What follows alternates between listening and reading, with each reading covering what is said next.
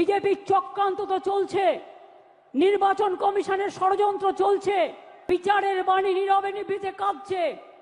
গদি মিডিয়া, গদি দর্শন আজকে বাংলার মানুষের কথা বলে না, মানুষের কথা বলে না, দুর্যোগের কথা বলে না, দুর্ভোগের কথা বলে না, অত্যাচারের কথা বলে না, চক্রান্তের কথা বলে না, ষড়যন্ত্রের কথা বলে না, উন্নয়নের কথা বলে না।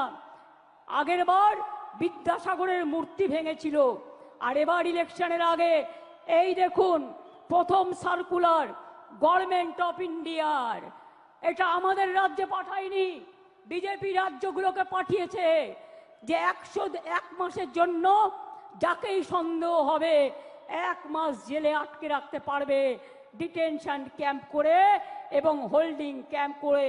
এটা হচ্ছে তার নোটিফিকেশন গভর্নমেন্ট অফ ইন্ডিয়া 2রা মে 25 তারিখে পাঠিয়েছিল, যার জন্য আজকে 1000-এর ওপর লোক, তাদের কাউকে বাংলাদেশে নিয়ে গেছে, কাউকে রাজস্থানের জেলে ঢোকানো হয়েছে, কাউকে উত্তরপ্রদেশে, কাউকে ছত্তিশগড়ে, কাউকে মধ্যপ্রদেশে, এমনকি উড়িষ্যা পর্যন্ত।